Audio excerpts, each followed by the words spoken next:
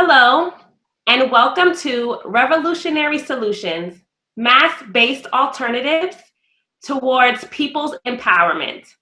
The All-African People's Revolutionary Party would like to thank you for joining us, and we hope you will find today's webinar informational and inspiring. My name is Safia, and I will be your moderator. As a reminder, if you need interpretation, please see the globe at the bottom of your screen, where you will find different options for language interpretation. As we look at current events, it's becoming increasingly clear that people are ready for a change. Meanwhile, the imperialist propaganda machine is working overtime to divert the people from organizing themselves. One of the imperialist weapons of mass confusion is to convince the masses that they are not and have never been the architects of their own destiny. This is simply not true. As the crisis within the capitalist system intensifies, people are increasingly seeing its true anti-human nature. Throughout modern history, we have seen the oppressed and exploited peoples of the world fight to free themselves from the various forms of foreign domination. Many countries in Africa, Asia, and the Americas have waged armed struggle and positive action campaigns against colonialism. While fighting to free themselves from external forces, some began to build structures for self-governance, creating a bridge into the independent future they envisioned. The purpose of this webinar is to provide historical and current day examples of revolutionary community and national self-reliance, conceived, planned, and built by people suffering through the neo-colonial experience or attacks against their nation's sovereignty. We will discuss applicable proven tactics and share strategies and information about what has been done in the past, strategies currently being used, and what can be done going forward. Hopefully, these examples can serve as inspiration to the creative thoughts of the youth and women of the African world, and foster greater collaboration between progressive forces, especially those working in isolation from one another. And now, I'd like to introduce Rahel Weldeab Sebhatu. She spent much of her childhood in the US and returned to Eritrea as a young woman. During this very unique time in history, she participated in the SAWA training process, which she'll be speaking about today. Sister Rahel is currently a PhD student in global politics at Malmö University in Sweden. Her interests include Pan-Africanism, post-colonial feminism, youth participation in peace building, and resistance. Welcome, Sister Rahel.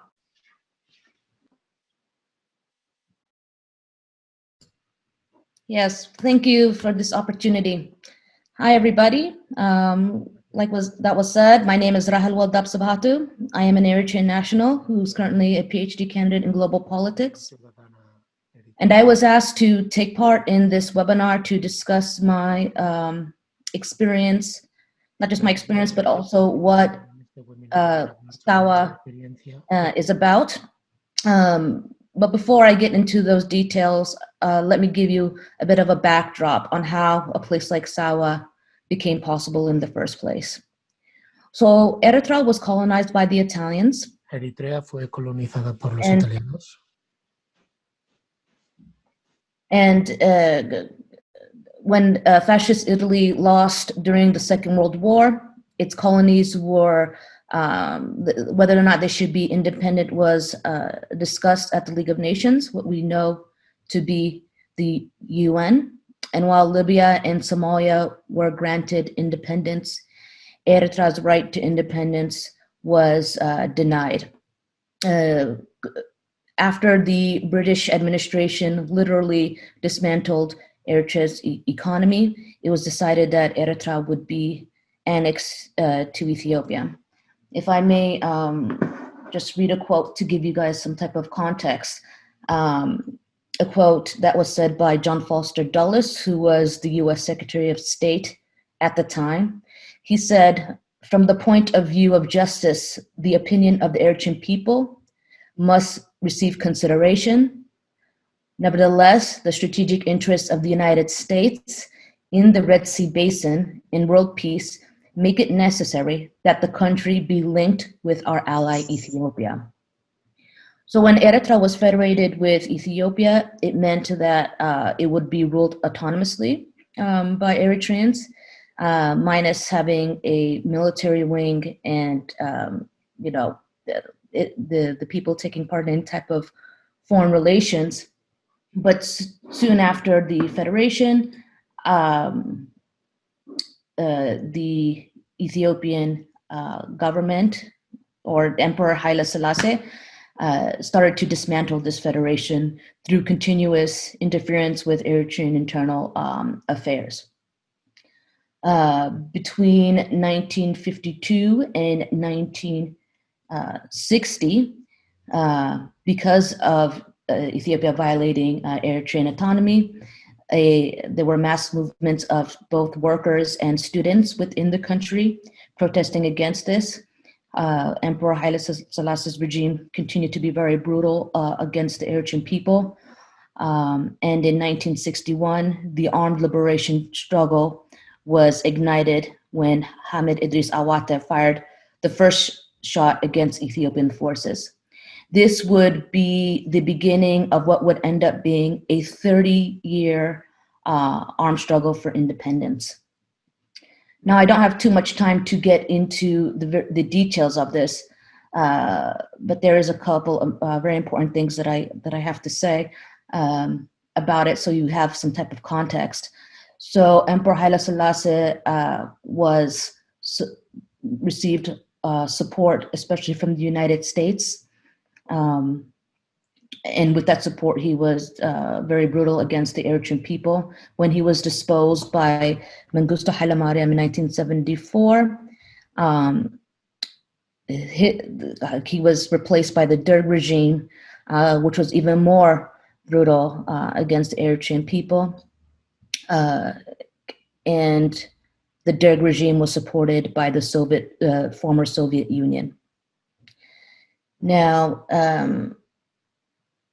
during the Cold War, while the world was divided between the West and the East, Eritrea found itself to be completely alone. At the time, Eritrea had a population of around 3 to 3.5 million. Ethiopia around, I think it's 70, 80 million. Considered that it was considered as a small country that would lose this liberation struggle, and therefore it did not have any allies, especially as the Derg regime was designated as a sort of socialist movement. Even those movements, left movements that would maybe typically side with the Eritrean people in its fight for liberation, did not do so because they were sure that Eritrea was going to lose the struggle. So it was in what we call the field, right? In the field, young Eritreans who had joined the liberation struggle had to take into consideration these, of course, the limits of having no allies, right? No real way to fund their liberation struggle. And worse than that, no sympathetic ear to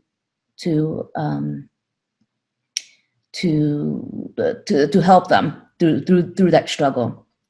It was in the field that the need for self-reliance really came into fruition. It should be noted too that the freedom fighters were both men and women. Eritrean women made up a little bit more than 30% of the freedom fighters. It was in this field that also different what we would consider government functions or government structures and institutions were built. Things like schools, hospitals, any type of administrative or we call sensitization campaigns were also developed in the field and educated, or what was used to educate people in liberated areas. Something else that's very important to take into consideration is that Eritrea is a country of that has 9 ethnic groups, ethnic linguistic groups, 2 major religions, Christianity and Islam.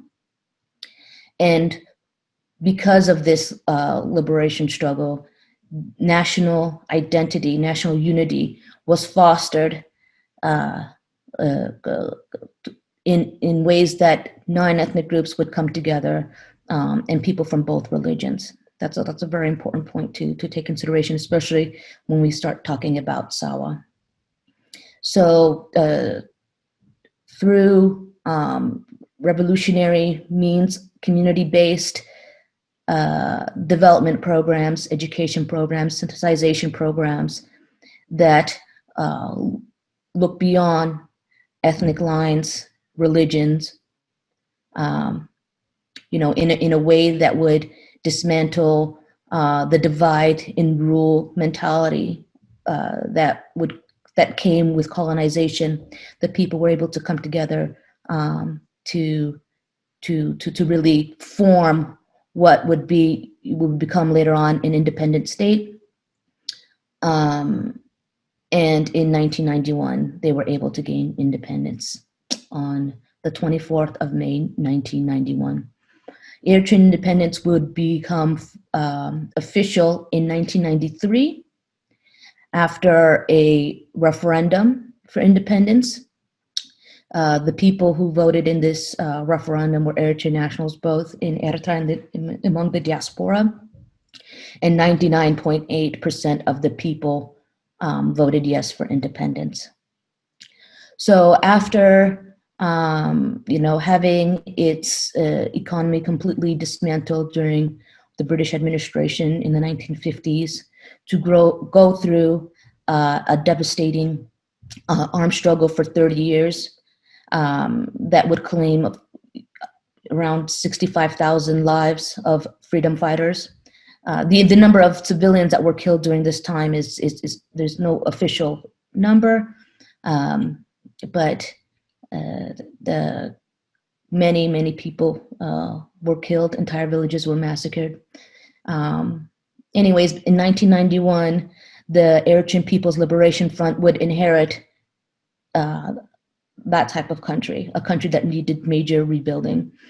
And between 1991 and 1993, there were, mass sort of cleaning campaigns to get this state established.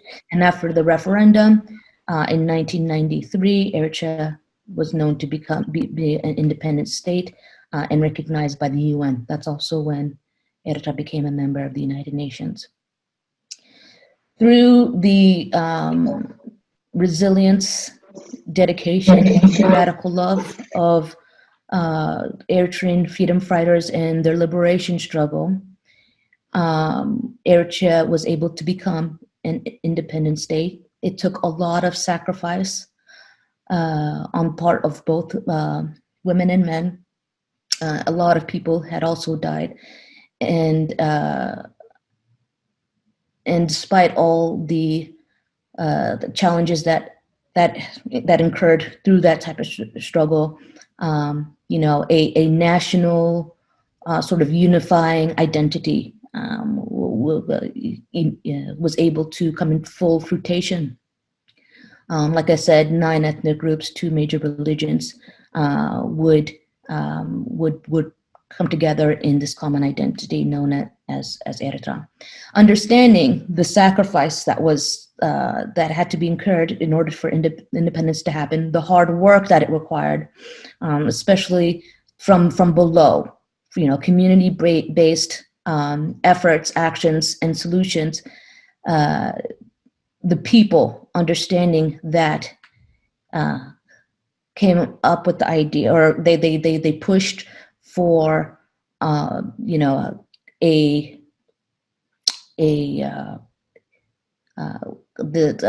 type of military that would also foster this type of national unity, because, you know, in order to secure national security. So in 1994, 1995, a proclamation to establish the national service program would come to be established. All able-bodied Eritreans would have the duty to undergo military training and national service, 6 months military training and 12 months of national service. That would be 18 months altogether, in order to play their part in not just national security, but also the nation building process that was in full swing during the time. And this military training would take place in Sawa. It is a place located in Gashparka, Eritrea. At the time of its establishment, there was literally nothing there. But over the years, it would end up becoming not just a military training center, but also a vocational skills training center. And now even high school students complete their senior year of education there in Sawa. It is not just a place of military vocational training, but it is a location where Eritreans from all across the country, despite their gender, class, ethnic background, or religion, would come together and meet each other, which would continue to build on this type of national unity. I had gone to Sawa in the year 2000. It was quite a special time to go there. Although Eritrea had experienced, you know, peace and major nation building efforts from its independence, 1991. It was in 1998 that war would again happen between Eritrea and Ethiopia through a border conflict. That started in 1998. And because I had just finished high school, I was due to do my national duty, my duty as a citizen, and I would go. Actually, first I went to one place called Gahtalai, but I would continue to do my military training in Sawa soon after. It was in the middle of the war. In fact, during the third offensive of this border conflict. Unfortunately, because of this border conflict and the tensions that would happen between Eritrea and Ethiopia after what was initially this 18-month of military national service would be extended for most people. I had passed the matriculation exam to get into the university, so around September. Yeah, in September 2000, I would end up going to university. Upon completing university, I went to I did my national service, my 1 year of national service, amongst other things, which was also kind of extended because of this the situation between Eritrea and Ethiopia. This year in August, I was the 13th round of military national service to do their duty. This year, the 33rd round was able to graduate. So, 33 rounds of military national service have gone through the SAWA process, a process that is very important to culminating this national unity that I talk about. So, this place that we call Sawa is very very important and symbolic to the pillars of what we call, in fact, national principles That was started. That was acknowledged by the Eritrean People's Liberation Front in 1994. The EPLF, the Eritrean People's Liberation Front, was changed into the People's Front for Democracy and Justice, the PFDJ. And through the organizing principles, and also the history of where the Eritrean people were left to literally fend for themselves as regimes murdered its people. The major principles include but aren't limited to self-reliance, national security, and national unity. And Sawa it became a symbol of all these type of things. Sawa has also been a point of contestation to many powers, not least the imperialist powers. Many bad things have been said about this place. It's funny though, because I believe it was last year, Susan Rice of the United States, after having had slapped sanctions on the Eritrean government, has done many things to try to dispose of the government. Would end up saying that the United States should have a national service program because it would create national unity within the United States. Yeah, God knows about if that would ever happen. In the belly of the imperialist beast. But it was through this realization that community-based solutions that does not look towards this sort of fake dreams of neoliberalism, that they have the power and the ability to forge their destiny.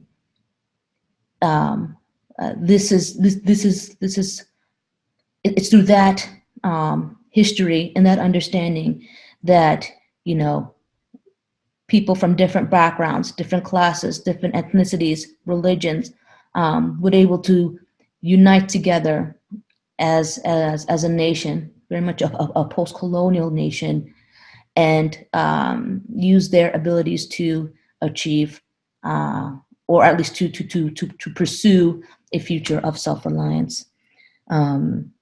This is, for me personally, it was a very pivotal moment in my life.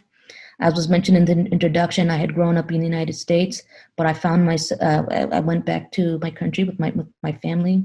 As a young person, I found myself having to do my national duty through this military training in a time of war. It was very eye-opening. Not least to say that my life and my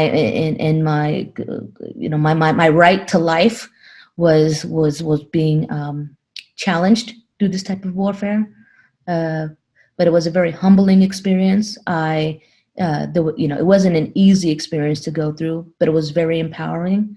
And I realized my place as a post-colonial subject, right? As a woman, especially somebody who has admired the role of Eritrean women during the liberation struggle, especially understanding that my rights, the rights that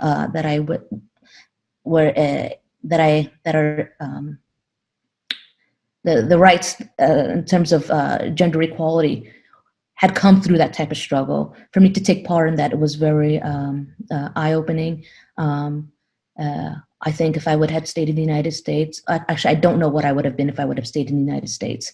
I would have worried about, neoliberalist things like prom and whatever young people do. But I found myself among the people, my people, and it changed my life incredibly. I feel like I learned more about the world and my place in it. And ever since, I have been working and being an activist in those type of things, especially around Pan-Africanism, peace building, and youth participation, especially youth participation as active citizens in bringing about you know, not just nation building, but self-reliance especially. Yes, that's what I have to say. Later on, we'll have a question and answer session, and I'm ready to answer any questions that come my way. Thank you, Sister Rahel.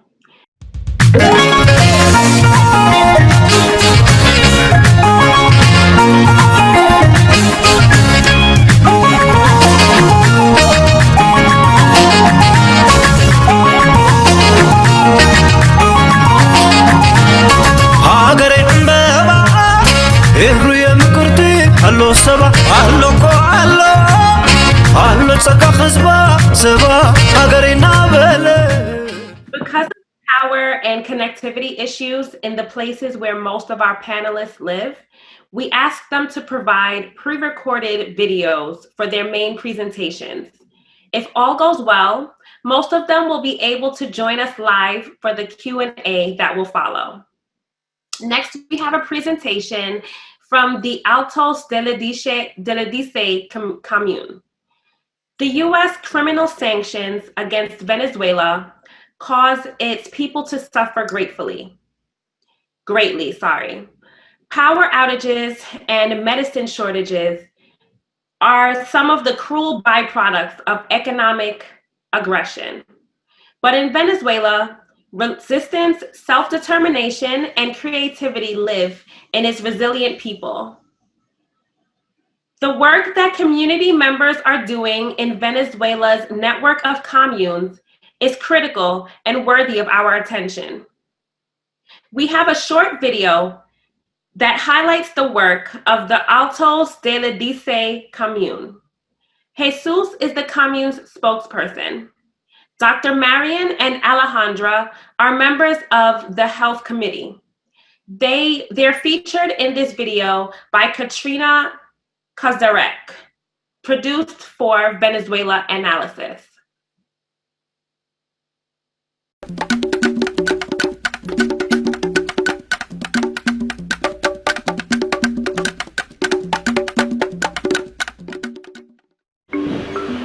The Altos de la Dice commune is an urban commune located on the west side of Caracas and is comprised of 7 communal councils with a population of approximately 4,000 inhabitants. Formed less than 2 years ago, it has become a reference because of its unique co-management with state institutions, as well as its principles of self-government, self-sufficiency, and transparency, all quintessential characteristics of the communal model promoted by the late President Chávez. Ahora hay que trascender al gobierno comunal, a las estructuras del poder comunal, del poder popular, del autogobierno, de la Contraloría Social y de la autogestión general. La comuna socialista Altos de la Dice nace a partir, de la necesidad de juntarse, ¿no? En primer momento comenzamos todo un trabajo sobre todo de conciencia social, de acercamiento, de entender, en conjunto con las otras compañeras, con los otros compañeros, entender que cada espacio, tal cual como estaba desorganizado, era casi imposible que solventara sus problemas. In spite of their present accomplishments, organizing the commune has been an uphill battle for the community of Altos de la Dice. Siendo sinceros, la vinculación de la comunidad no ha sido nada fácil. Nosotros hemos sido bien tediosos con el tema de las asambleas, debido a que no es fácil poder saltar el impacto que tiene la guerra en la gente, y que la comuna tenga impacto en la labor sobre la gente no es materia fácil, y sobre todo en la ciudad, y por el otro también porque tenemos gente dentro de las estructuras del Partido Socialista Unido de Venezuela, dentro de las estructuras del propio gobierno, que no le da importancia al hecho comunal y que más bien lo bypassea muchas veces, y eso genera que la gente no le preste a veces importancia. Eso también es una lucha que hay que dar en lo político, en lo concreto, en lo ideológico. Lo que sí hemos logrado es que cada vez mayores personas se vinculen al proceso de la comuna como voceras y como voceros. Eso es algo súper importante. In the Altos de la Dice commune, the increasing difficulties caused by the US-imposed unilateral sanctions made health care an urgent priority for the community, and the health committee has become a key structure in their communal organization. Una de las primeras mesas que nace la mesa de salud, con todas las deficiencias que tenía en su momento. No habían consultorios, había solamente un solo consultorio.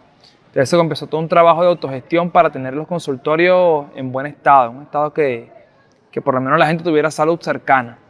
Y la asignación de doctores, doctoras, etc. Entonces lo primero que intentamos hacer o que empezamos a hacer fue la creación de un sistema comunal de salud.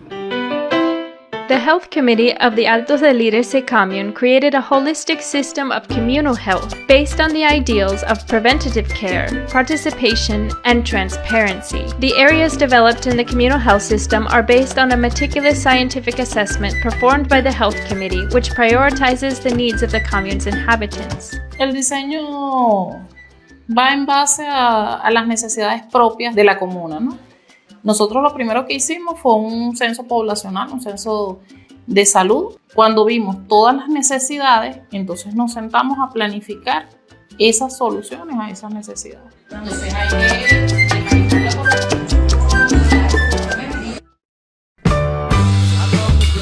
As unilateral U.S. sanctions against Venezuela increase, one of the growing difficulties in the area of healthcare is access to medicine. Domestic production of medicine is severely limited to type 1 laboratory products, which are basic medicines such as folic acid and acetaminophen. More advanced medicine is largely imported, and as sanctions continue to limit the country's access to the global financial infrastructure, the government's ability to import such medicines for use in the public health system has greatly decreased. It is not infrequent that the small amounts of medicine brought into the public health system disappear into the black market or are distributed in a non-transparent fashion. No es para nosotros un secreto todo lo que está ocasionando este bloqueo, pues. Y allí es donde entra en juego todo el autogobierno y la responsabilidad que tiene la Mesa de Salud y Protección Social en la comuna, ¿no? El gestionar, el articular. The solution brought forth by the Health Committee was to create a communal pharmacy with a thorough system of administration and control in order to guarantee a fair distribution of free medicine to the community. All of the medicines currently distributed are donations received from a network of revolutionary internationalist medical professionals in Chile, as well as solidarity organizations in other countries around the world. Nosotros decidimos que esos medicamentos, en vez de repartirlos nosotros como mesa de salud en jornadas, en vez de entregárselo a los médicos para que ellos lo repartieran, decidimos nosotros asumir el desafío de instalar una farmacia comunal. La farmacia se llama Salud al Barrio. Así integramos a los médicos de barrio adentro, que son los únicos que pueden indicar medicamentos para esta farmacia. Integramos a la mesa de salud, que es la que nuclea, la que integra todo este trabajo, y además integramos a la comunidad a través de la Contraloría que se hace. Nosotros hoy tenemos un proceso de Contraloría en la farmacia y tenemos un inventario que está a 1, y eso ya nos habla que sí podemos romper con la corrupción. Es tediosa igual porque... Nutrition is also a major priority for the holistic health of vulnerable populations in Venezuela. Hyperinflation has drastically affected Venezuelans' access to a balanced diet. For that reason, the assessment of the Health Committee was designed to detect persons in a state of malnutrition and high-risk cases of underweight children, pregnant and lactating women, as well as the elderly. Sacamos los niños que estaban más con bajo peso, de nutrición y peso de riesgo. Y ahí fue donde decidimos montar una casa de alimentación.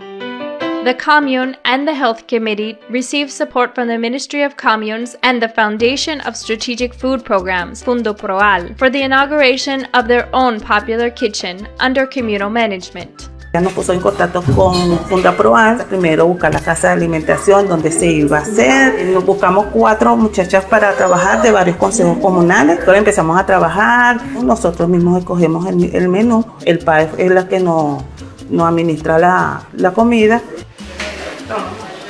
Son 88 niños.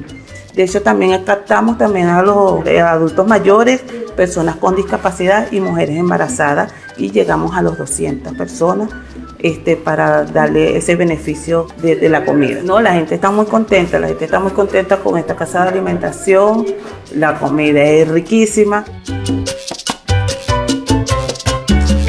Y a partir de justamente de todo ese trabajo que conllevó que las voceras de salud comenzamos a levantar el espíritu de la comuna. Lo levantaron esas mujeres primero que todo. Luego, bueno, comenzamos con otros trabajos en el tema productivo. Comenzaron a salir poco a poco las siguientes necesidades y las siguientes necesidades que también se podían cumplir. The Altos del Lídice commune, despite limited resources, has begun developing several communally owned companies. Currently, the commune is producing corn, fruits, grains, and other vegetables in the El Ávila National Park, just outside of their community. They also have started a recycling company, which helps clean up their neighborhood, provides extra income for community members, and generates resources for other communal activities. The skilled laborers of the commune have also grouped together to form a communally-owned company of repair and maintenance, designed to provide solutions to everything from maintenance of public infrastructure to home repair. This company is currently working on a co-managed project with financing from the Ministry of Education for the renovation of a local preschool. Nosotros apostamos a la cogestión. Apostamos a la cogestión en el sentido que sabemos que ese estado no va a desaparecer de hoy para mañana, ¿no? Que eso hay que construirlo y hay que hacer propuestas serias para que ese estado desaparezca, pues. Más allá de todo el bagaje que nos dejó el comandante Chávez, más allá de todas las leyes que existen, hay que hacerlas carne y hueso y mostrar que podemos hacerlas de carne y hueso para que ese estado desaparezca. Mientras ese estado desaparece, nosotros creemos que debe haber un gran proceso de cogestión, que muchas de las cosas que el gobierno le encomienda a las empresas privadas, que le encomienda a, qué sé yo, a contratistas, fácilmente se la puede enviar a la propiedad social. Mientras más procesos de cogestión existan, más empleos podemos generar dentro de la propia comunidad, menos gasta el Estado en todo el tema de las contratistas y todo aquello, y además pudieran ser mucho menos los procesos en los cuales haya corrupción, pues. Es el pueblo empoderado, es el pueblo salvando al pueblo, y creemos que esa es la vía para que la revolución bolivariana avance en términos concretos, en términos ideológicos, en términos del socialismo de carne y hueso.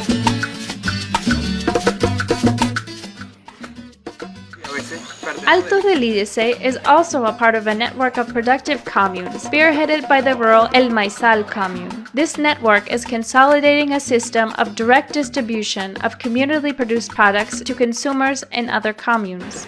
Es una relación directa con otras comunas del país, en las cuales estamos trayendo, pues, de otras comunas del país una serie de rubros para distribuirlos dentro de la comunidad de manera bastante económica, saltando todo lo que son los intermediarios y además trayéndole productos de calidad a nuestra gente y apoyando también a las demás comunas del país que a veces se les complica el hecho de la distribución en sus estados.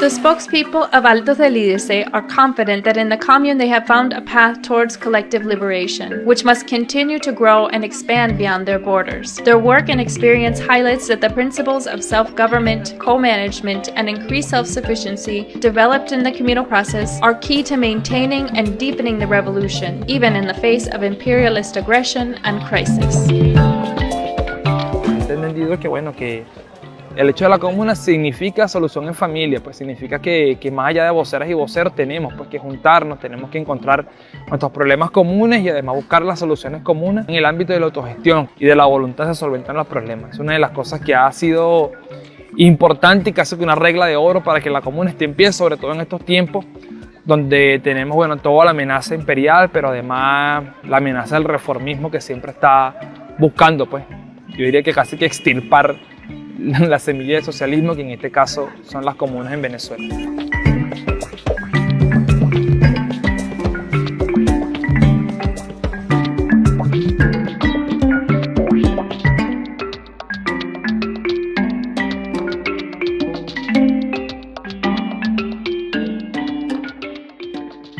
Thank you, Jesus, for your efforts to connect.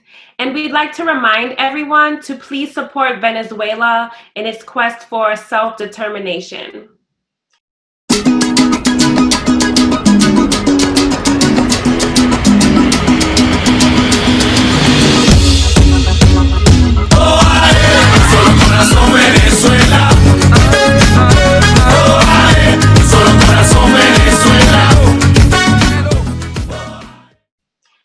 Next, we have a presentation from Alarba Embalo, sorry. Alarba Embalo is a member of the Central Council of Amilcar Cabral African Youth and its National Secretary for Administration and Finances.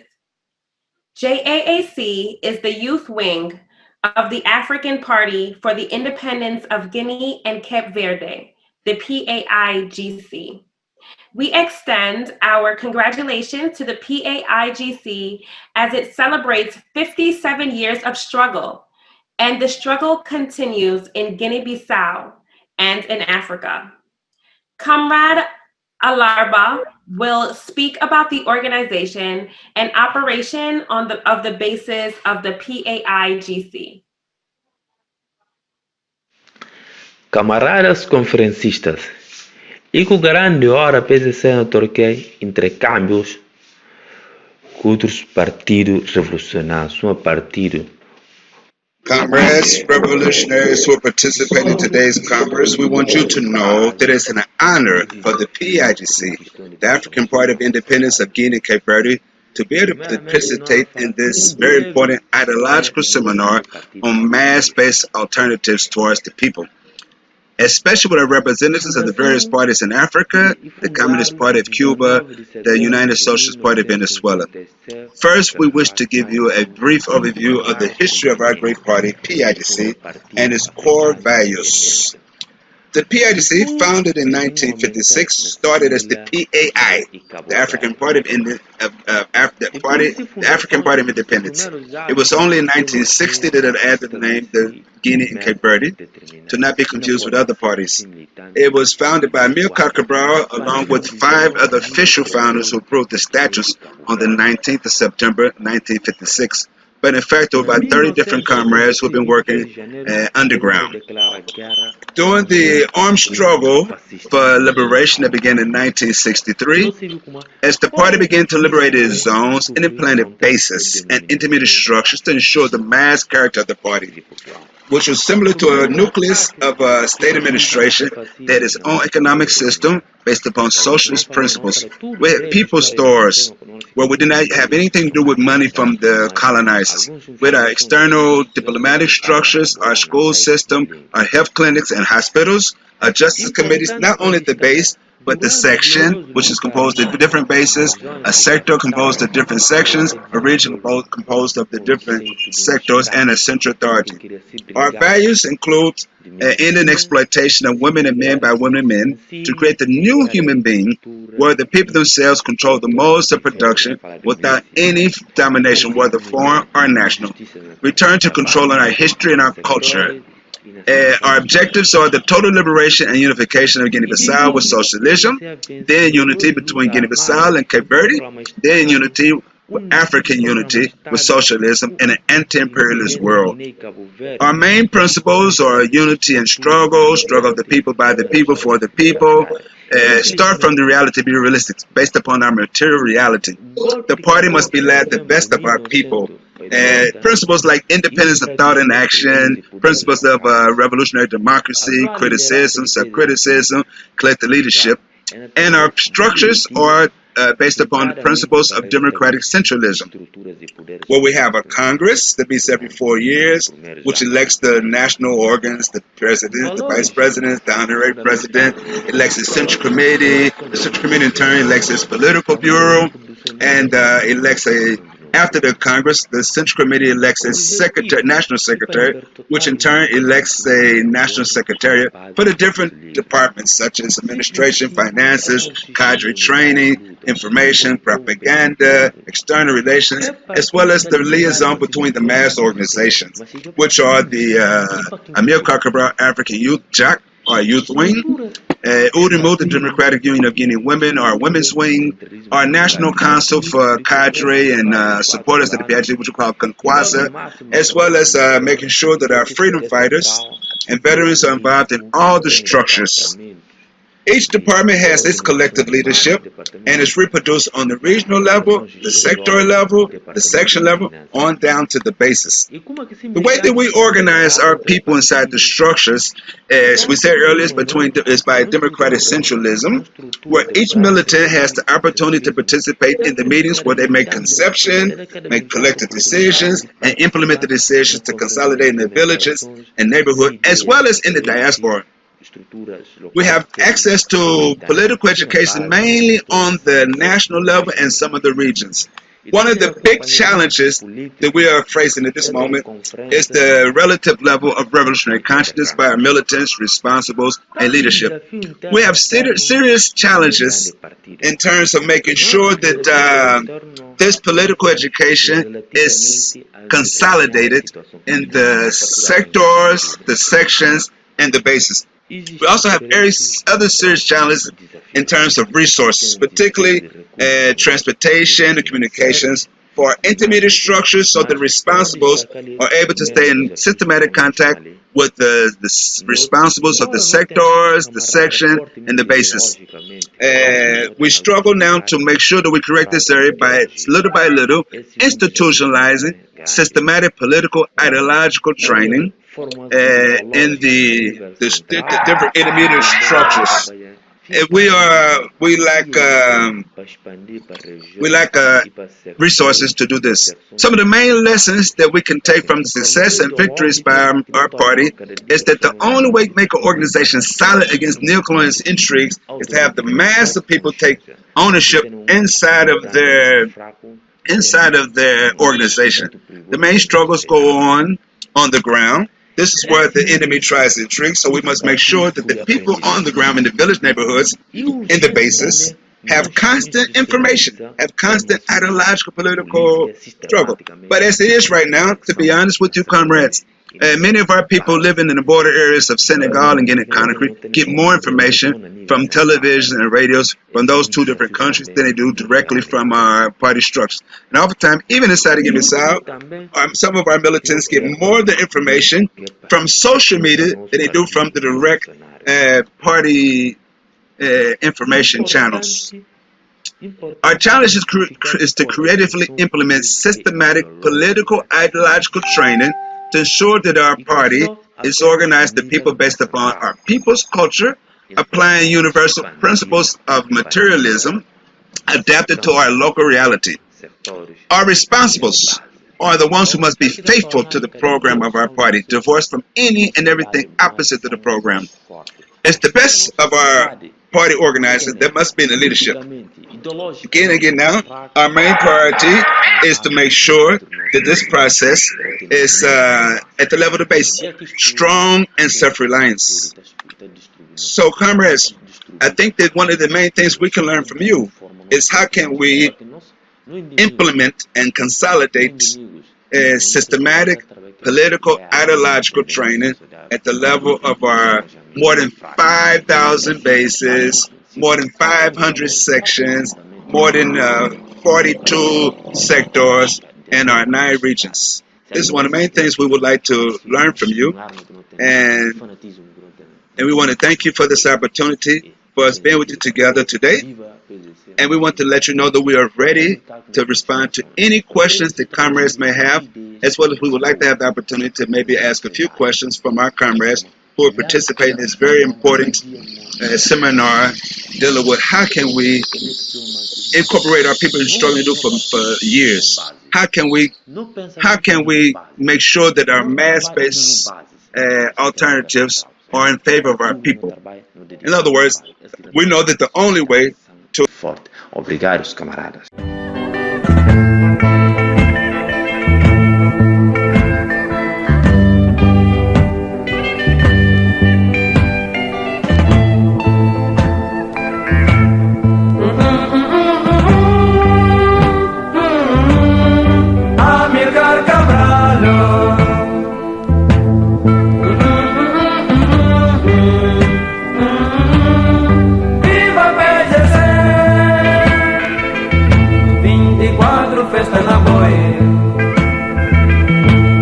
Setembro, mês de não poluição.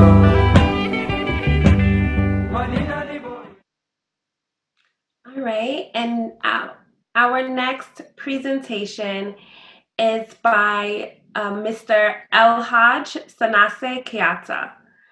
When Guinea, led by the Democratic Party of Guinea, the PDG, and Ahmed Sékou Touré, seized its independence in 1958, it was ravaged by a vengeful France when the Guinean people loudly voted no to French colonization.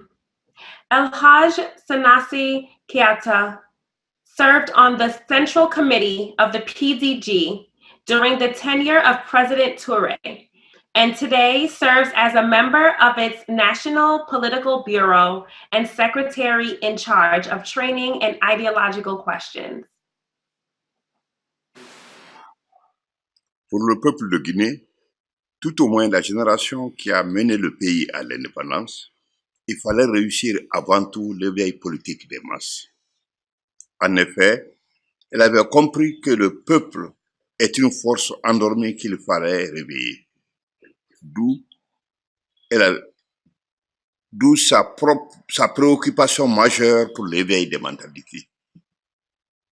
Après 60 ans de colonisation de la Guinée par les Français, le pays ne comptait que moins de 45 000 élèves pour une population de 2 millions d'habitants, avec un taux de scolarisation de 2%, parmi lesquels une demi-douzaine du niveau universitaire. Il est largement entendu que si un peuple ignorant peut se libérer, il n'en était pas de même pour son développement. Il fallait éduquer la jeunesse et la former pour les tâches complexes du mieux-être. Ne comptant que quelques centaines d'écoles, il fallait parer au plus précis. C'est ainsi que le peuple fut motivé pour construire au plus vite et par investissement humain des hangars dans les agglomérations que l'on a remplacés par des murs au fur et à mesure de l'acquisition et l'accroissement des moyens. Tous ceux qui ont obtenu le certificat d'études primaires furent recrutés comme moniteurs d'enseignement après 3 à 6 mois de stage de formation.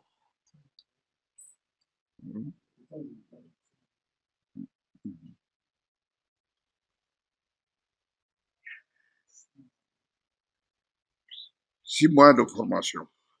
On ouvre des écoles normales primaires pour ceux qui ont obtenu les 8/20e du BEPC en vue d'en faire des instituteurs adjoints pour 1 an de formation. Ensuite, l'ouverture d'une école normale secondaire après la 10e année, c'est-à-dire ceux qui ont obtenu le BEPC pour former les professeurs de collège après 22 mois continus de formation.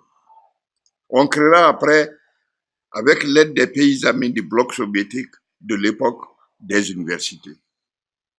La révolution ne se nourrit pas de vains espoirs, elle se nourrit d'efforts, de sacrifices, de ses propres acquis et de ses victoires sur les mentalités matérielles qu'elle transforme jour après jour. La révolution ne se nourrit pas de vains espoirs, elle se nourrit d'efforts, de sacrifices, de ses propres acquis et de ses victoires sur les réalités matérielles qu'elle transforme jour après jour pour le mieux-être de l'homme et de la société. Le bonheur est un devenir infini, dont l'importance est en rapport avec les capacités du peuple de satisfaire les besoins matériels, sociaux et intellectuels qui s'imposent à l'homme et à la collectivité. L'espérance en elle-même qui traduit nos aspirations les plus légitimes serait chimérique si elle ne s'accompagnait pas à la fois d'une prise de conscience éclairée de nos réalités et d'une action transformatrice résolue. Si le paysan mesure sa satisfaction au contenu de sa calebasse, à l'état de sa case, à l'efficacité de ses outils de travail et du rendement de la terre qu'il cultive, il ne peut espérer, sans rêver, vivre dans l'oisiveté et dans un grand confort. Pour que nos espérances soient une force d'attraction et de mobilisation, elles doivent être filles de nos réalités et de nos possibilités vraies, de toutes nos possibilités. Le président Ahmed Sékou Touré nous a enseigné qu'une révolution n'est pas un acte gratuit dû à l'inspiration du moment. C'est un long mais exaltant processus de lutte, ennemi de l'échec et des faux triomphes. Fin de citation. Or, il ne suffit pas de dire que notre développement doit être conduit scientifiquement pour qu'il le soit.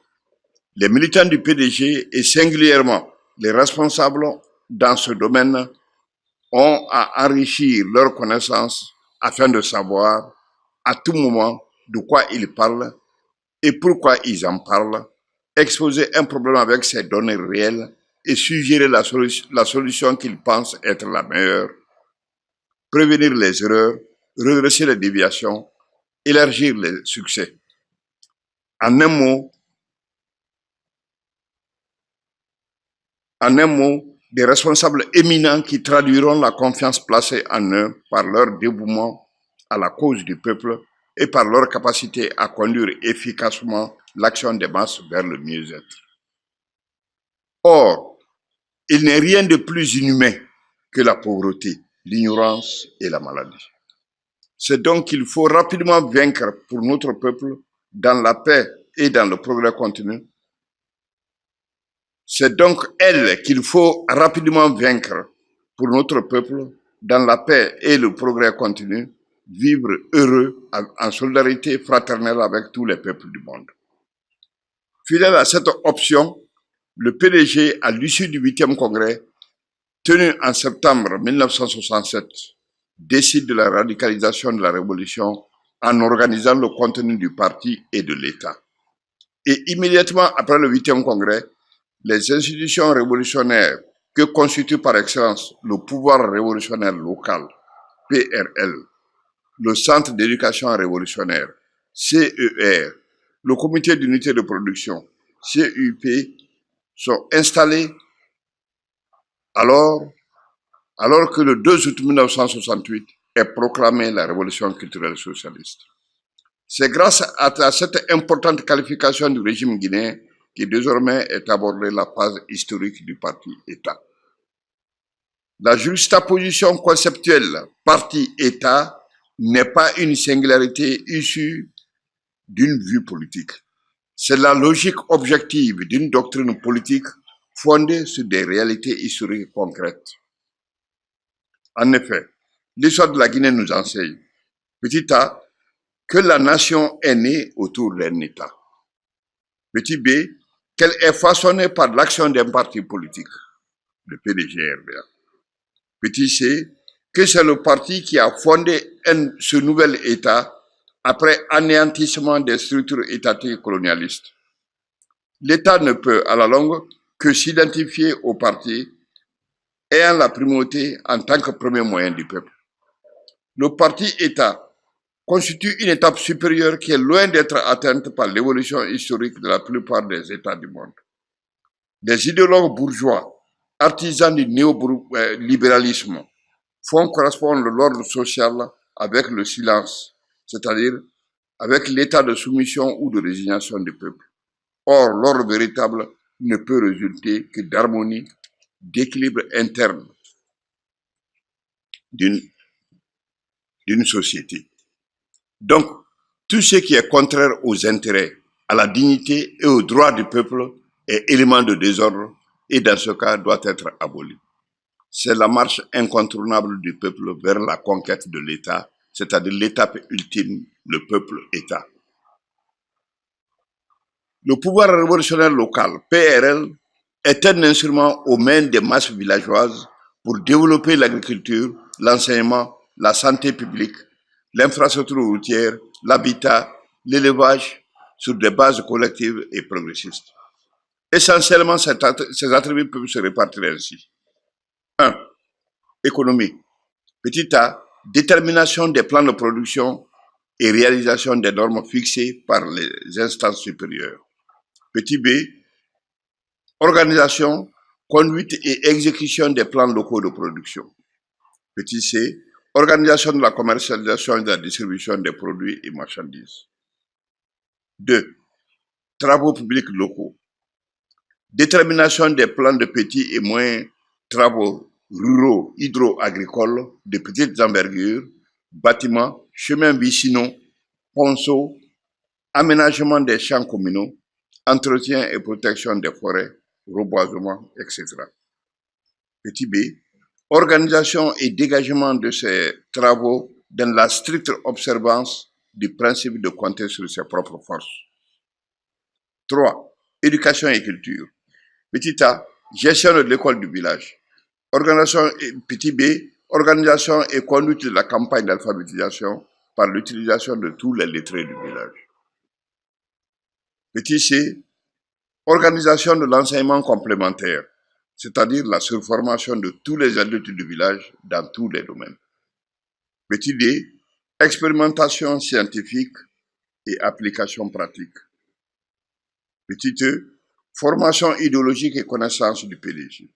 Petit f, art, culture et sport. 4. Santé, hygiène et prophylaxie. Petit a. Petit b, secourisme, premiers soins. Petit c, médecine traditionnelle, plante médicinale. 5. État civil et justice. Petit a, registre d'état civil. Petit b, mariage, naissance, décès et recensement général de la population locale. Petit c, tribunal de conciliation. 6. Communication, désignation d'un agent postal. Petit a. Petit b, transport, popularisation de la traction animale, charrette à côté de la traction mécanique. 7. La défense, création de la milice populaire du village. Petit b. Petit b, défense civique à étendre à toute la population valide. Les objectifs ainsi définis sont réalisés par les populations villageoises par le truchement des brigades spécialisées. Je vous remercie. Elhadj Sanassy Keita du PDG-RDA.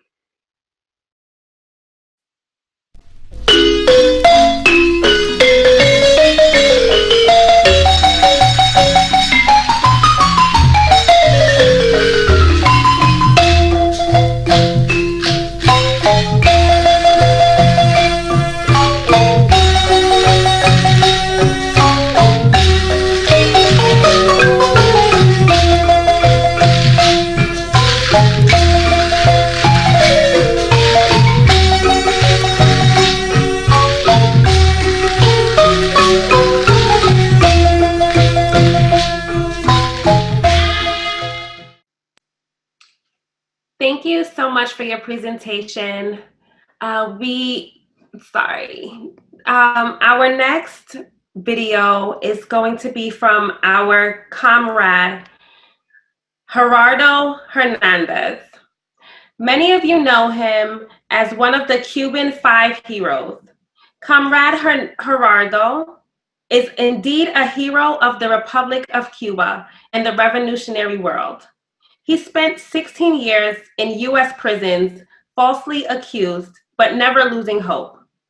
The 5 were confident that the Cuban Revolution and Fidel would never abandon them, and in 2014, Gerado returned home to Cuba. Less known is Gerado's contribution to African liberation. He was among the hundreds of thousands of Cuban volunteer combatants who served in Angola and helped defeat South African apartheid forces. We are eternally grateful. Today, Comrade Gerado serves as National Coordinator of Cuba's Committees for Defense of the Revolution of CDR, which is commemorating their 60th anniversary. Comrade Gerado is participating in anniversary activities today, but sent us a wonderful presentation about the CDR. And as a reminder, if anyone has questions, please leave them in our Q&A section. Viva Cuba!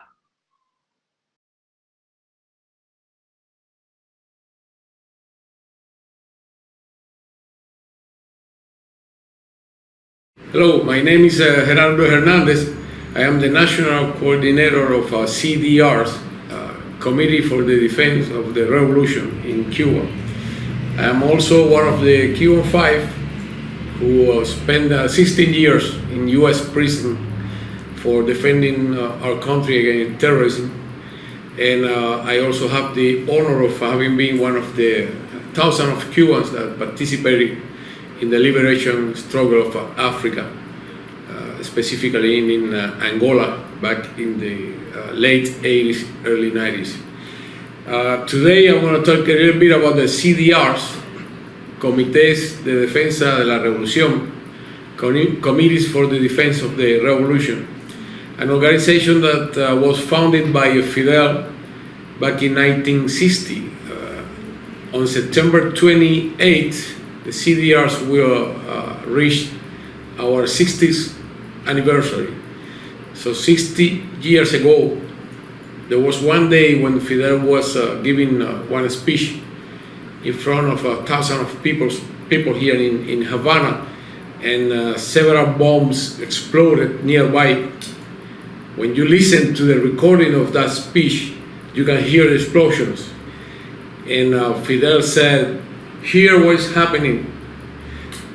To set the context, it was 1960, a year, barely 1 year after the triumph of the revolution, and the aggressions against our people have already started by many bands and organizations created, trained, and founded by the imperialism. And that day when Fidel was speaking, some bombs exploded nearby, and Fidel told the people, "Listen, what is happening? We have to create a neighbors organization in Cuba, in every neighborhood, every corner. We need a neighbors organization to defend the revolution, to prevent these things from happening, to act against the enemy of the revolutions." And that was the moment that we take as the key moment, the foundational moment for the Cuban CDRs, Committee for the Defense of the Revolution, that's gonna be 60 years on September 28th. Now, through the years, the CDRs have had many different tasks. And I have to tell you, most Cubans are members of CDR, so we are the bigger community mass organization in Cuba, because when the Cuban people reach 14 years old, they have the right to become a member of CDRs, and most of the people does just that. CDRs have been involved in history of Cuban revolution in every aspect of Cuban life. Today, for example, when we are facing the COVID-19 pandemic, CDRs are present in every town, in every community, looking for people that need help. We are in a very special position because we know, since we are the neighbors that are in each corner, in each street, we know who our neighbors are. So we know in my street, for example, who are the old people that cannot leave their house to go and get the food. We know who are the people that are too old or sick and cannot get to the drugstore to get the drugs, the medicines they need. So we help them by sending people, neighbors as well, and getting food to them and getting the medicines to them. That's just one example of the many tasks that the Committee for the Defense of the Revolution have been involved. Also, we have several task forces formed by neighbors in towns that are in coastal towns. That is, towns close to the sea. We organize some people there to watch for crimes. Cuba is located in the Mexican Gulf, and we used to be called the key of the Gulf, because the islands is in a very key position in the middle of every path from Jamaica to the US, from different countries to the US, you have to cross nearby Cuba. So there are drug dealers, drug traffickers that goes very close to Cuba when they want to take drugs to the US. And sometimes if they are spotted by authorities, they just drop those drugs to the sea. And the sea currents used to take these drugs to the Cuban coasts. So in coastal towns, we have neighbors organized to spot those drugs. And we have the whole system to recognize those places where, because of the sea currents, are more probably to receive those kind of drugs. Our neighbors spot them and work together with the Cuban Coast Guard, call the Cuban Coast Guard, and I can tell you that every year there is a considerable amount of drugs that is spotted by those means. But not only that, also through the revolution, Cuba has suffered many aggressions from basically from people operating in the U.S. And our neighbors in those coastal towns are also trained to spot illegal incursions into our country and call the Cuban Coast Guard. So Cuban CDRs have been involved in every aspect of the Cuban life. If there is a census that needs to be done, neighbors are the one that count every people, and the census can be done all through Cuba, very exact. If there is a vaccination campaign for kids or for all people, neighbors take care of that. And if you need to distribute something, neighbors can do it. We are present in every single town, every single corner of Cuba, and that is a very powerful organization, because we can reach every community. We know better than anybody the problems of each community, because we are the people that live in those communities. Who can tell better the problem of a simple street, but the people that live in that street, who are organized in CDRs. Through the revolution, the Cuban people suffer many aggressions coming from the U.S.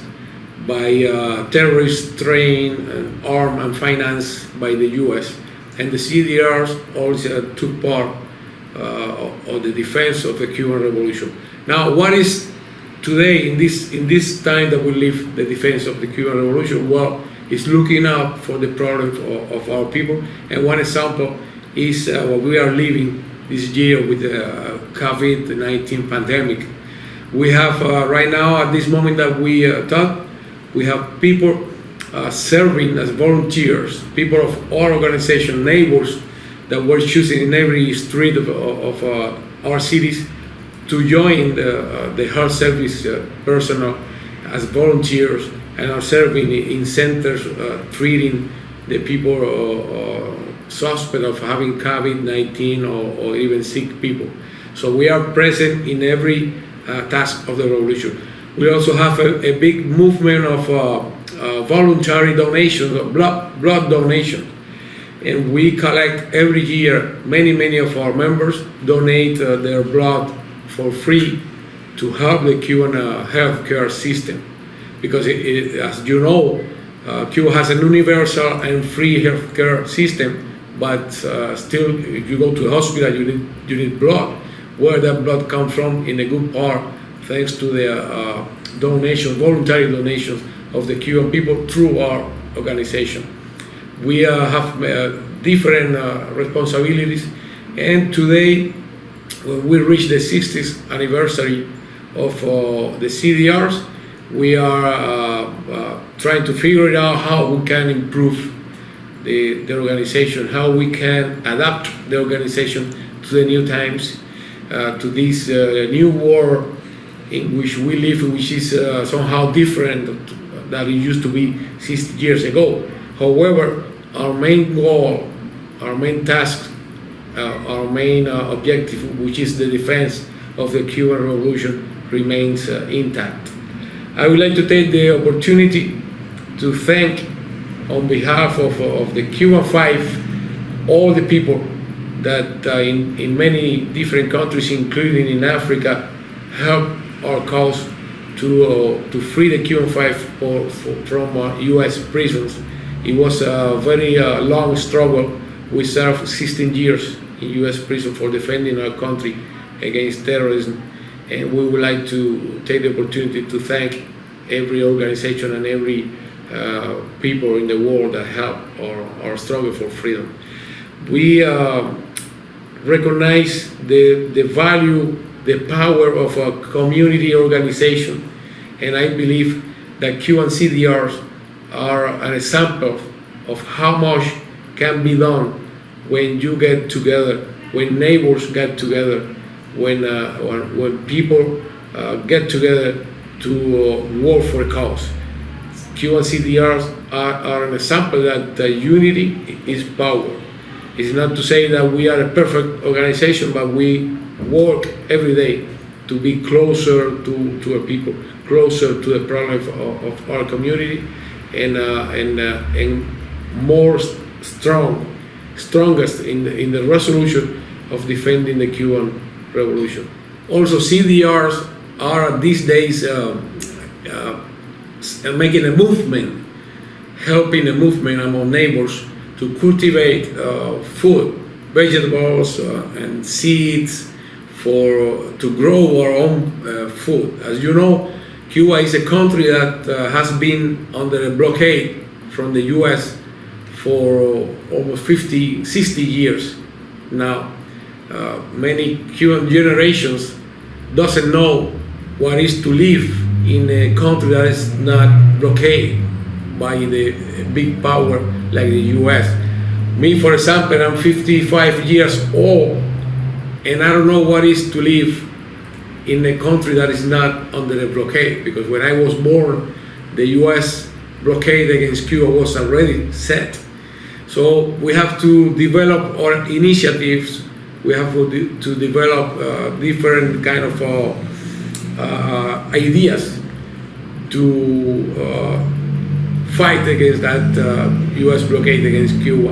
And an important role that we develop is precisely to help the Cubans that suffer the blockade effect to live better, right? So we, in every neighborhood, now we are promoting for the people to grow their own food in every piece of land available. You got neighbors in Cuban streets, in Cuban communities, growing their own food and getting together to cultivate different kind of vegetables and everything that can help our food. We are doing it in these days. So it's not only the defense of the revolution in washing our enemies, in preventing aggressions, but also in working to help our economy, in working to help the food of our people. We are involved in any, as I said, in every aspect of the Cuban life. Cuban CDRs, Committee for the Defense of the Revolution, are present. Thank you to you all. I wish you a lot of success. Greetings from Cuba, from revolutionary Cuba.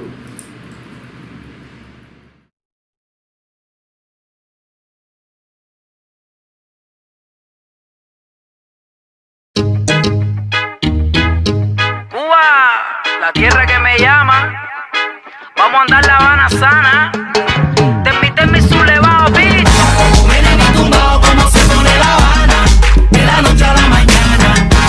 Como descargan las cubanas, que te reclaman, ¿qué vamos a hacer? Como vienen y tumbado como se pone La Habana, de la noche a la mañana. Farándula te llama, si te llama. So next we will have our question and answer segment. Our first question is going to be for Rahel. From the perspective of an African federation, do you think that a state comprising of all the countries of the Horn of Africa is desirable? Is this idea present in Eritrea, despite the war against Ethiopia? Thank you for that question. The quick answer at this point in time is no. That idea or that desire does not exist in Eritrea. But I want to contextualize that question and the desire to, have either larger states or let's say like the United State of Africa, for instance. Why, where does that desire to have this sort of unified, this unification comes from, and why at this point in time it is not on the agenda? So, especially on the African continent, besides the northern border of South Sudan, all of the states that we know of today were drawn through, very arbitrarily during the Berlin Conference, where a few white European men decided to carve out African territory for themselves. And these borders did not take into consideration the people on that land, right? So at this point of time, there is no African border where you can find, where you cannot find an ethnic group, an ethnic linguistic group that exists on both sides of these borders, right? The desire to even become states in the first place also came out of this colonization and people's desire to, for self-rule outside the rule of European colonizers. During the political decolonization of African states, there was also, a very strong discourse, an ideology of Pan-Africanism that was presented through our forefathers and foremothers. If I can just name a few: Kwame Nkrumah, Amilcar Cabral,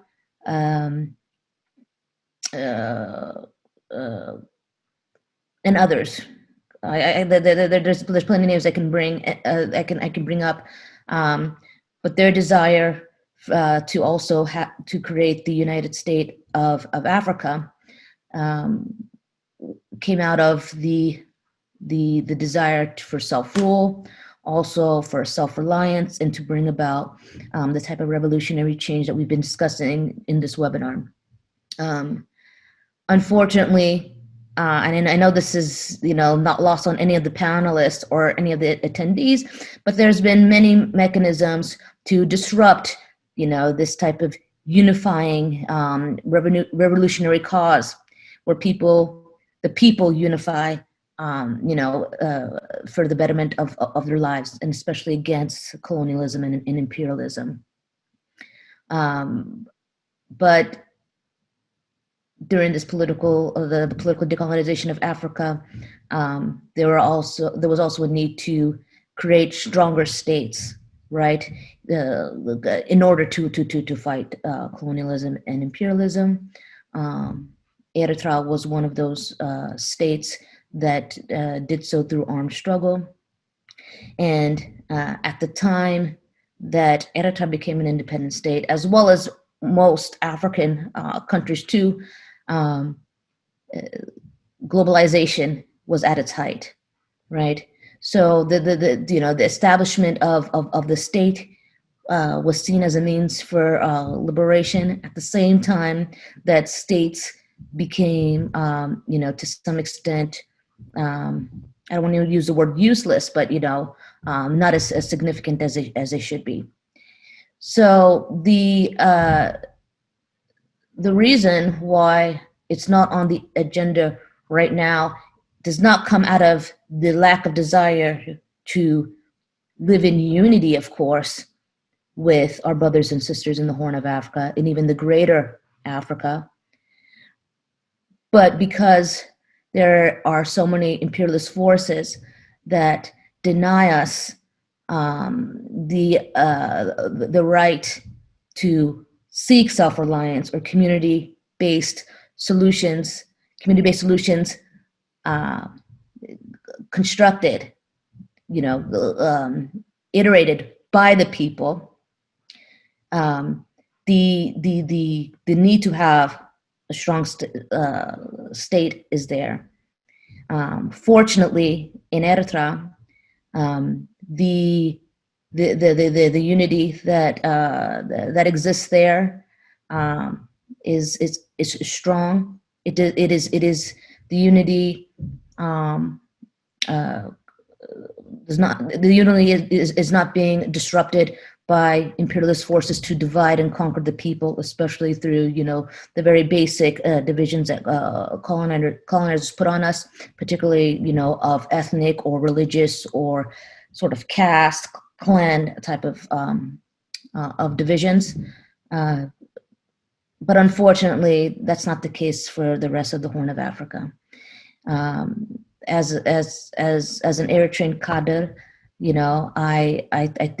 I personally have a desire to see this type of unification, or at least not allowing these divide and conquer mechanisms to divide the people. I wish that on other people in the Horn of Africa and Africa beyond.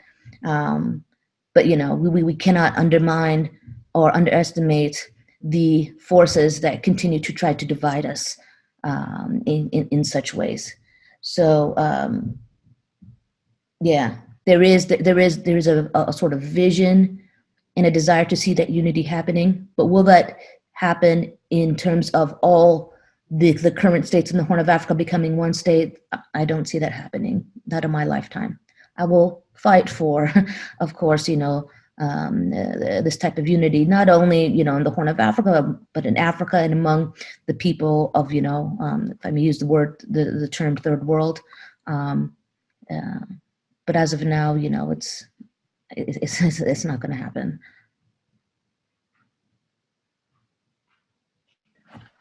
Thank you so much for your answer. And our next question is for Elhadj Keita. Are the PRLs functioning now? Are there local bases of the PDG-RDA active? If so, how many and which regions? What about in Conakry?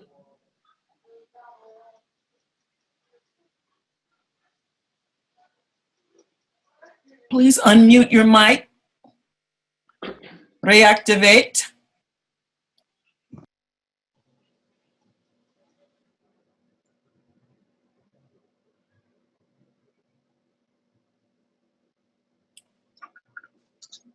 Go ahead, Comrade Keita.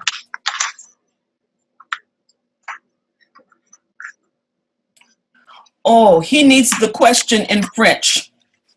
Our apologies. I can, should I re-ask the question for the translator? Yes, ask it again and then it can be translated for him. Are the PRLs functioning now? Are there local bases of the PDG-RDA active? If so, how many and which regions?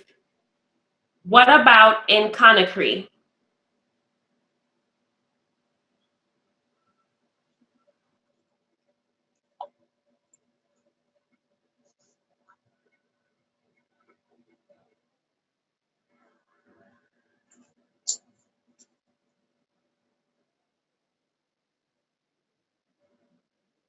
Oui, j'entends.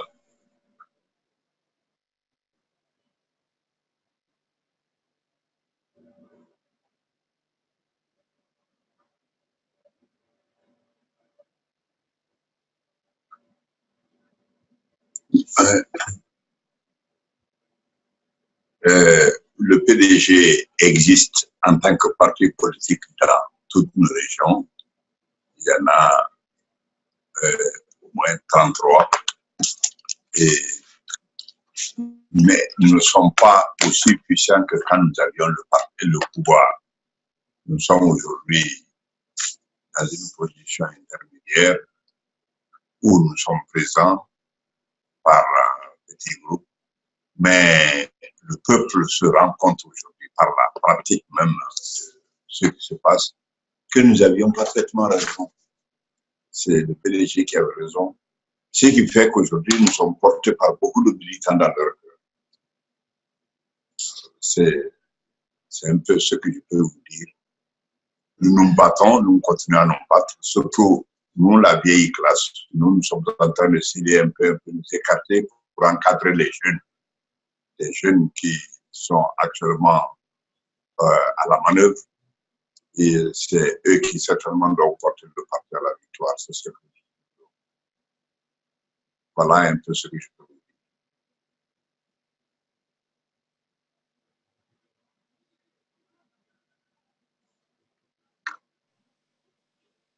All right, thank you so much for that.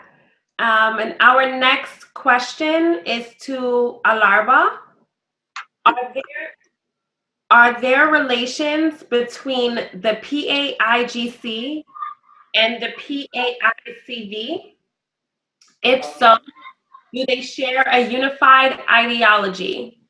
I had the impression that since the coup d'etat against Louis Cabral in 1980, they went their separate ways. Yes.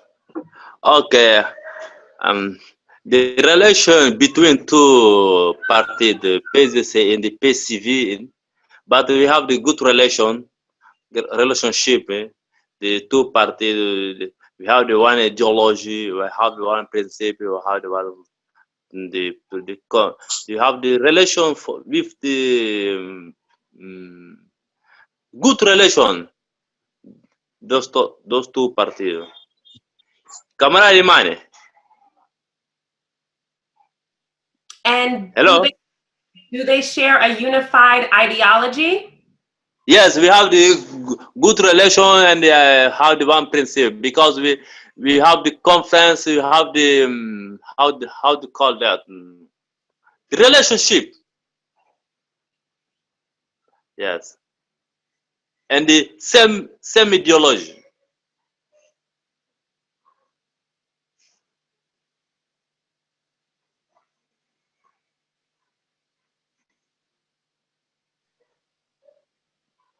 Okay, thank you as well.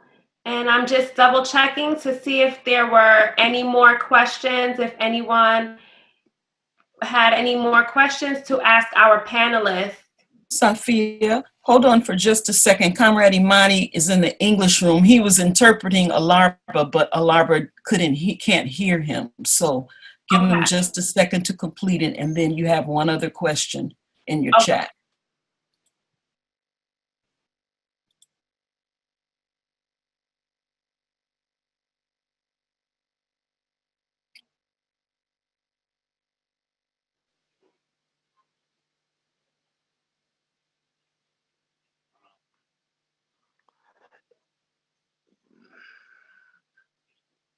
Porque temos partido único, através do nosso partido temos boas relações entre dois partidos da Guiné-Bissau, PAIGC e PSV de Cabo Verde. Temos relações diplomáticas, relações muito próximas uns aos outros, mas que isto que torna-nos cada dia ser um partido grande, que transforma a nossa sociedade entre o povo da Guiné-Bissau e o povo de Cabo Verde. Mas, infelizmente, com o golpe de 14 de novembro, retrocederam todos os ganhos que nós tínhamos no momento da luta armada, mas agora com a liderança do nosso camarada líder, Domingos Pereira, que com a juventude JAAC, juventude africana, que estamos a lutar dia a dia para restabelecer essas relações fortes entre os dois partidos. Mas relações, já nos últimos tempos, assistimos congressos de PSV assistiu também do PAIGC, e estamos a trocar as ideias, estamos a trocar os nossos problemas com eles. Thank you very much. Thank you as well. And we have another question. This is for any panelist can answer. How do we implement some of these ideas and activities in countries that are hostile to mass self-reliant organization? Ok. Em forma de, como se dizer, de relações e transformações, mobilização das nossas bases, mas como todo mundo sabe que nossos bases, a parte dos nossos bases, é princípio, a construção da nossa base, o nosso fonte mais rico é base. Fizemos todo o custo custar para que a nossa base seja mais cada dia mais forte ideologicamente. A construção da nossa base do partido era a base. E fizemos mobilização através dos nossos bases e conseguimos fazer uma força de união através dos nossos bases. Os nossos militantes, cada dia, sentem o partido. Isso que torna-nos mais mobilizados, mais determinados e autoconscientes também, e autorrevolucionários também. Thank you. And since the question is open to all panelists, did anyone else want to?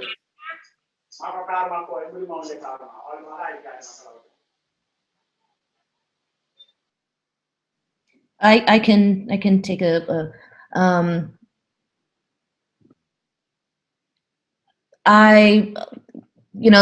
type of question is best answered through some type of contextualization. Like, are we talking about in a post-colonial country where the government is against it, or are we talking about people located, let's say, in our diaspora, and that government that they live in does not believe in this sort of mass organization? I think there's various ways of going about this stuff, but there are some core principles that need to be taken into consideration. Who is trying to implement these programs? Who are they trying to reach? What type of resources do they have? And then what is their sort of end goal in doing these type of things? These type of things can be implemented through, volunteer organizations.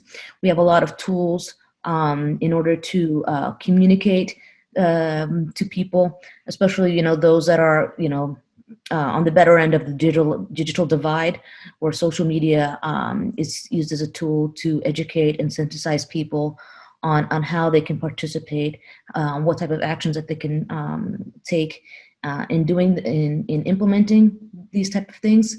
But in the bigger picture, right? If a group of people seeks to be self-reliant and they are bestowed with persons that are able to help them implement those type of things, then it would have to come out of a place of a kind of radical love for the people, and it would be in conversation with people. Right? You talk to the people about what the challenges are, and you also have discussions with them about how that solution can come about. And it's a struggle. It's been a struggle for centuries, if not millennia, for humans to do this. But in this post-colonial sort of era that we live in, where we're seeing the ravages of capitalism, individualism, neoliberalism, neo-imperialism.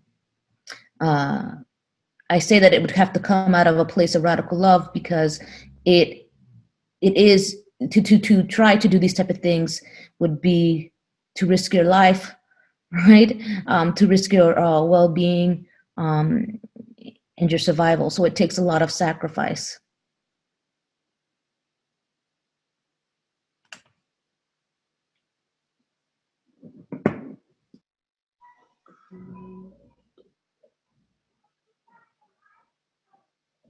One moment. I'm checking to see if there are any more questions.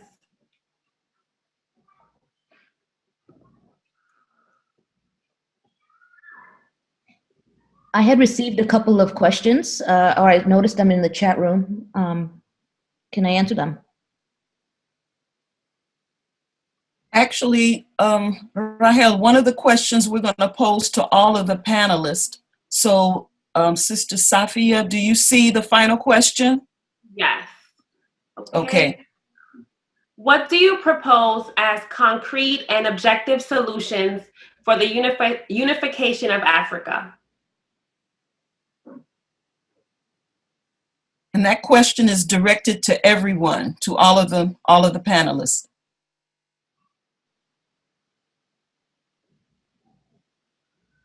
Rahel, would you begin? Thank you. Can you repeat that one more time? Sorry. What do you propose as concrete and objective solutions for the unification of Africa? Concrete and objective. First of all, I think that the solutions will be very subjective. You know, as much as we recognize and appreciate our African identity, we need to remember that Africa is not a country, that it is a very large continent with diverse population, diverse geography, diverse, you know, natural resources, human capacity, and of course, you know, their colonial past informs these type of things, right? I think to talk about concrete solutions for African unity, you know, would look, you know, look I wouldn't say fundamentally different, but you know, the way that we articulate those things as, you know, people from countries who went through this armed struggle or who continue to, you know, experience, you know, sort of imperialist, you know, interference in our internal affairs, our answers might be different. But you know, where those concrete solutions would sort of come from, in terms of, you know, really contextualizing what African unity means, it would come from a place of understanding our past, right, our history, what makes us African in the first place. Not just because we come in the, you know, Africans are not just people who were born and or raised on the continent.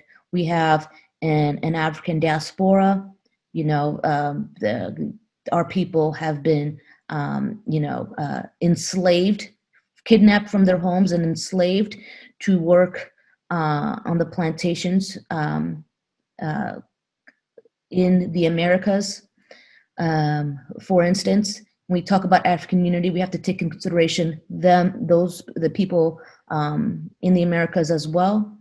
When we understand what it means to be Africa, especially in you know, when we situate that within our Blackness, you know, we should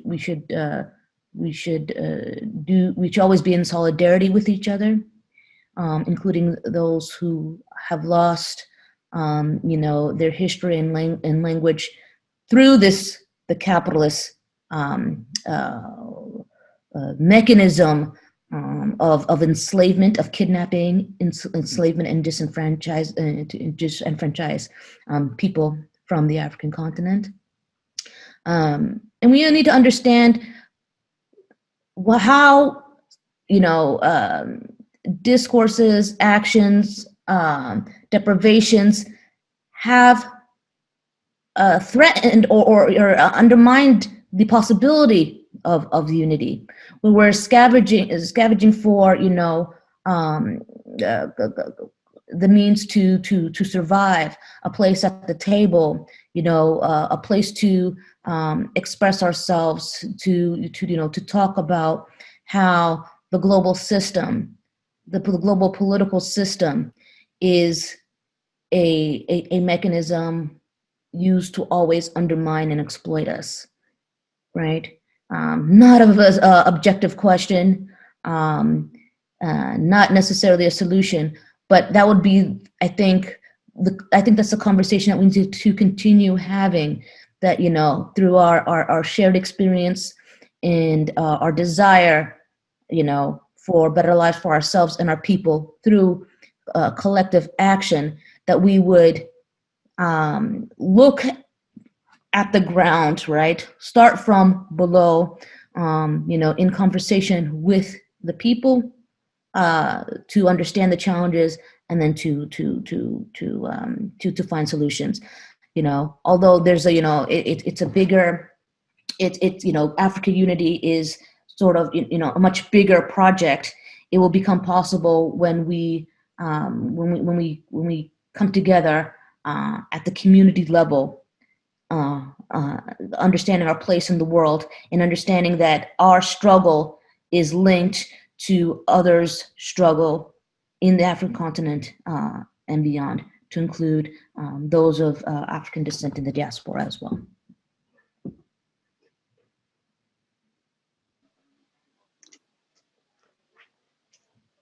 Okay, do any of the other panelists, would anyone like to add to that answer? Yes, I will try to answer that question. Okay. I'm thinking that how the organization in the Africa, we need first to have the good organization. The first thing that will help our people to think about the how to tell them, to think about the idea, because first you need to have the organization to unify all our movement, all our expectative. That means we can think in the Africa unite. Because if you know how the organization, how the good idea, how the good ideology, that means how the difficult to think about that.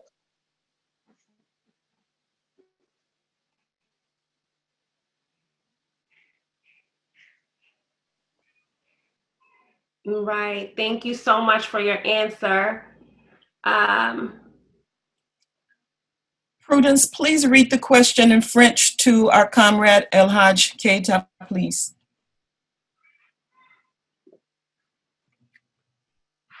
I can repeat the question if we need for translation. Yes, please. One moment.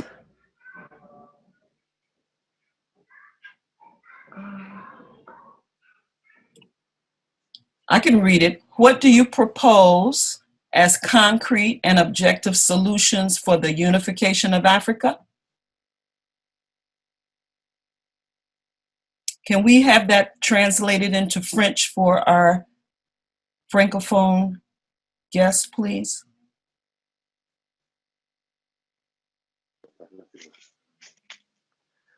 Eu penso que podemos unificar a África através das nossas organizações da massa. Porque se não fosse a nossa organização da massa, não podemos unificação da África.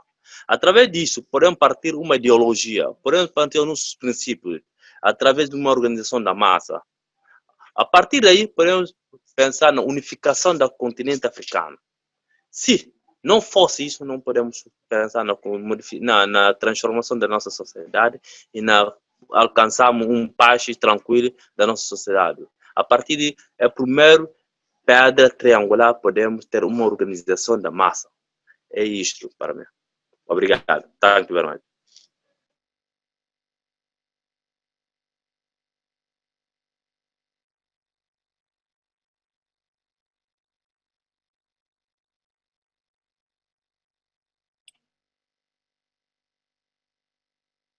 Okay, I'm not sure if our French translators are communicating with Elhadj.